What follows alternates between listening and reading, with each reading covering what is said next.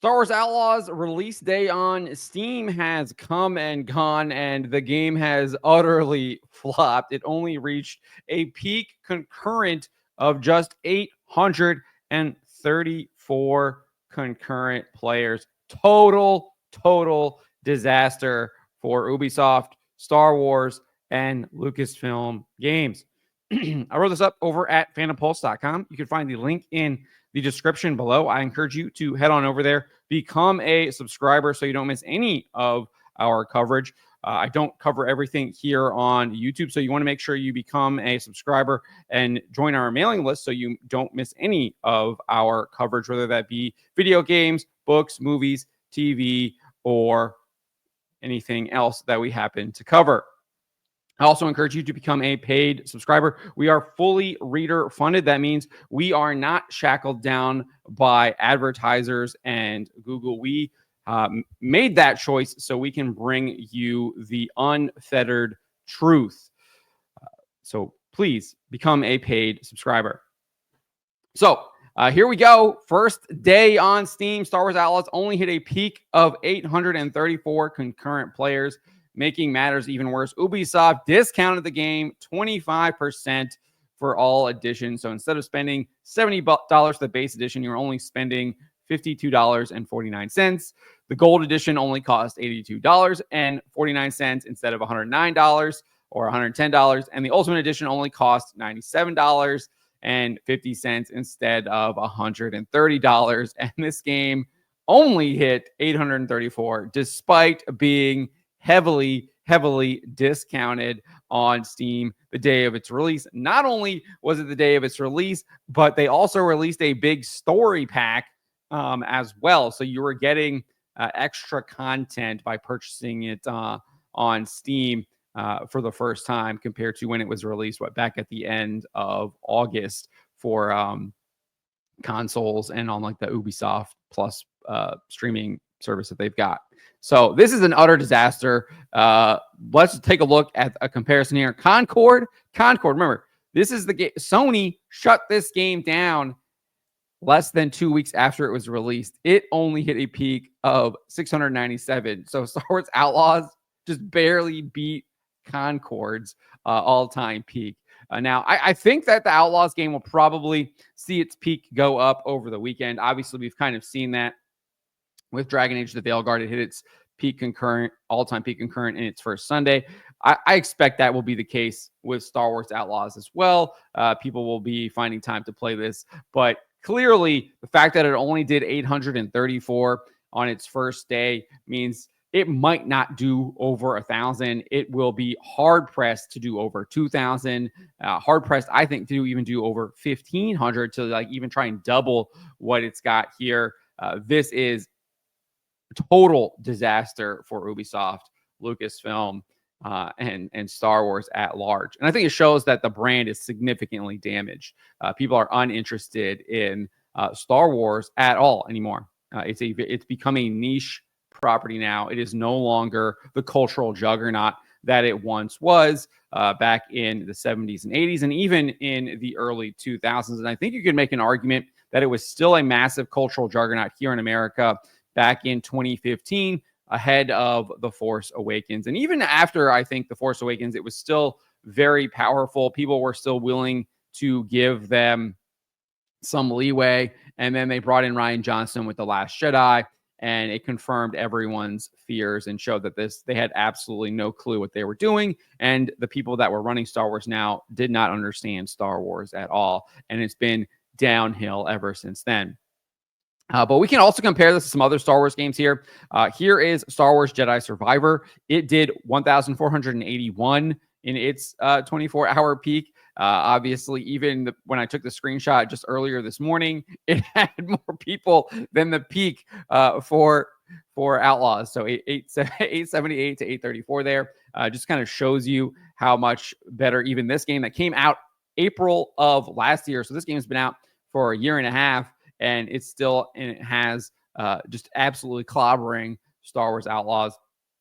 Star Wars Outlaws performing 43.6% worse than Jedi Survivor when comparing those 24-hour peaks, and clearly is not going to get anywhere near that all-time peak that Jedi Survivor hit, which was at 67,855 there. Just completely out of reach. And then we can look at Star Wars: The Old Republic. Obviously, this is an MMO, so a little bit of a apples to oranges, but still, I do think there a comparison can be made here. It hit an all-time peak of 34,000 4 years ago. Clearly, Outlaws is not even going to hit that. And then you can see that it had almost 5,000 people playing in the last 24 hours, 4,868. Star Wars Outlaws performing 82.8% worse than the Old Republic. So even if you are a Star Wars fan, you are not playing Star Wars Outlaws. You're more interested in playing the Old Republic. You're more interested in playing Jedi Survivor, other options that are available to you than Star Wars Outlaws.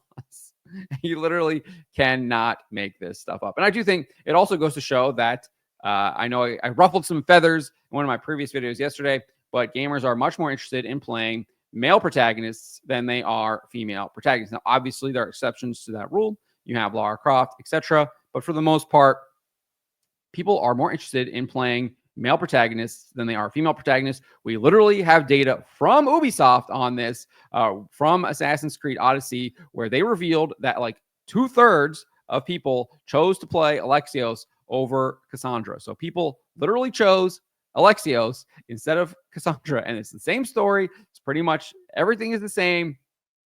People were willing to choose to play Alexios, and from what I understand, there is some slight differences. And Cassandra's actually like supposedly like the canon story, and she gets a little bit more stronger abilities, but still people were much more interested in playing Alexios. So there's lots of data on this, and Ubisoft, obviously, that from Odyssey is probably the most prominent one on that. But again, I think this is just more evidence of that as well. And clearly, there's obviously other issues with Star Wars Outlaws, but I do think that has a lot to do with it. I think they tried to force a female protagonist into this game. It should have been Han Solo. They're literally selling Han Solo packs, so she dresses up like Han Solo. I think they potentially might have even thought this was going to be a Han Solo game to begin with, and then maybe Lucasfilm, Disney stepped in and was like, no, we got to do our Forces female agenda, and then they had to create this Kay Vess character.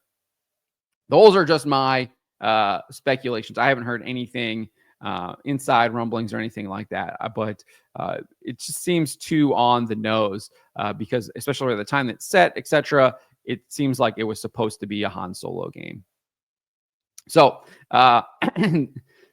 the data here shows that this is not going to be a long-term seller, that's for sure, and that is contrary to what Ubisoft CEO Yves Guillemot told investors during the company's most recent conference call while he was answering a game about the game's sales curve, which he literally just doesn't even answer the question. So I brought this up before, but I'm going to do it again.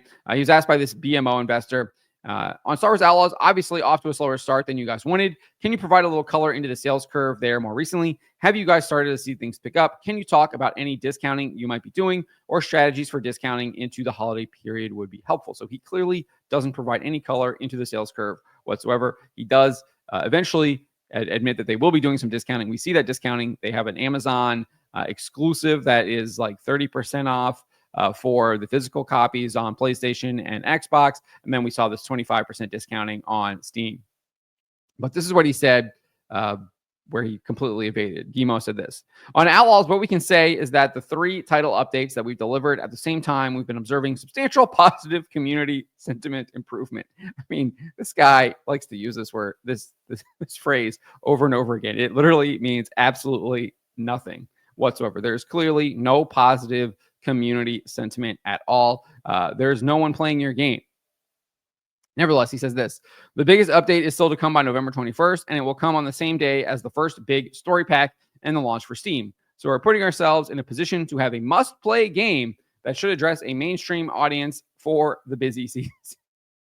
Clearly not. Clearly, gamers are like, I don't need to play this game whatsoever. Did not even get over 1,000 concurrent on its opening release day on Steam.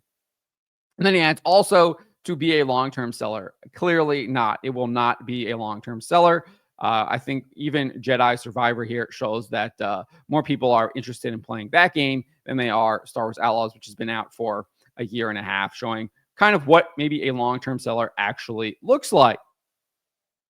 He then said this, It has great quality, and the team wanted to make sure that we will remove a few frictions and then implement some gameplay mechanics that will certainly delight the players. Maybe the ones who are playing it, but clearly not the ones you want to buy the game. Not as many as you want, that's for sure. So just to kind of put this even in more context, I know I've talked about this before, so if this is old news to you, you can skip ahead. But if this is new, this should be. I don't feel like a lot of people have been talking about this. But anyways, back in May, investors thought this game was going to sell 5 million copies in the first month in Q2. And we know this because this is what Nick Dempsey from Barclays said when he was asking a question to Ubisoft. He says, when I look at the guidance for Q2, and that guidance for Q2 is 500 million euros, they obviously brought it down to a range between 350 to 370. And then they reported that they only did 351, 352, something around that 30% decline, basically. But he says, when I look at the guidance for Q2, and if I assume something similar for back catalog in Q2 as Q1, kind of getting to 200 to 230 million euros, that sort of range. For the new release, Star Wars Outlaws, when I look at the $70 price and then assuming what you might get from it, I'm getting to around 5 million units, something in that sort of bracket. First of all, where could I be going wrong with that thinking? Secondly, are you just being pretty conservative in your guidance? Because I guess given the interest in that game, we might have thought it would be more than 5 million units. So this is all that positive community sentiment that he keeps talking about and how much interest there is in the game. And there clearly was not, because it was rumored that the game only sold 1 million units in its first month. Insider Gaming reported that. Says we have secured a current sales figure from sources close to the game. At the time of writing, Star Wars Outlaws has just ticked over 1 million sales worldwide. So total disaster. They were thinking 5 million units. Investors were thinking 5 million units was a conservative.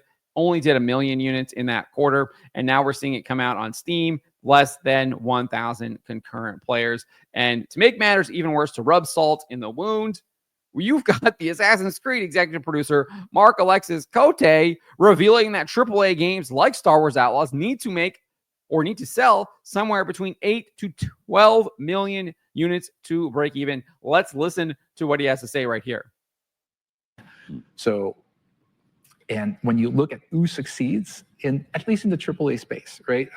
So what I'm going to say applies to mostly premium games, more traditional kind of AAA games. You have 10 games in any given year that will sell about 10 million copies, right?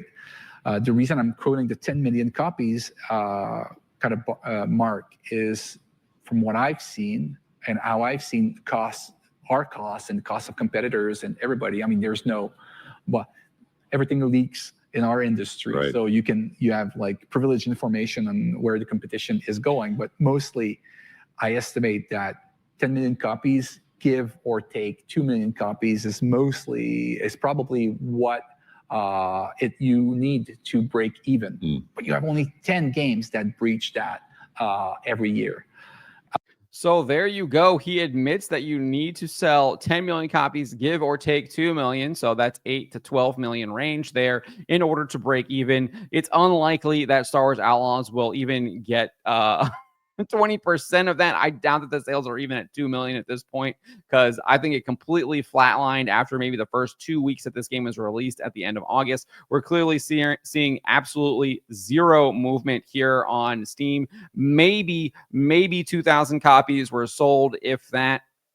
That is clearly not enough to recoup the costs for this game. You also know that they probably have some kind of significant licensing fee with Lucasfilm that they paid to even make this game. So they're probably having to pay that. I mean, this is a total disaster for this company. This game is a massive failure, and they have only to blame themselves. They got in bed with the Walt Disney Company. They got in bed with a company that literally hates Americans, that hates people that are opposed to woke ideology. They literally hate humanity. I think they 100% do, given their policies. They promote a culture of death.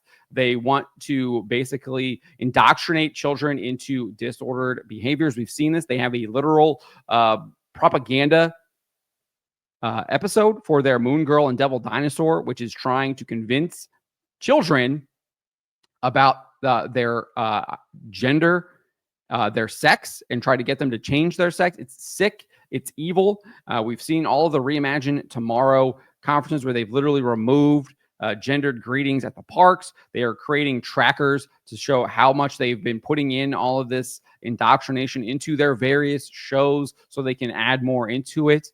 It's all very, very sick. And Ubisoft chose to get in bed with that company that is promoting all of that evil. And that's what it is. It is evil. And Star Wars Outlaws has that. It has this feminist agenda in it right here with this character, Kay Vess. This should not have been the main character. This is clearly trying to push that agenda. It should have been Han Solo or even Hondo Anaka or something like that. I know they're putting Hondo in later on, but this should not have been the main character for this game. And they're paying the price. They are paying the price, and gamers are absolutely telling them, no, we do not want this anymore. And Ubisoft is going to have to pay the price of their woke wages, right? So let me know what you guys make of this. Let me know in the comments below. Remember to always be charitable, especially to each other, and to always speak the truth.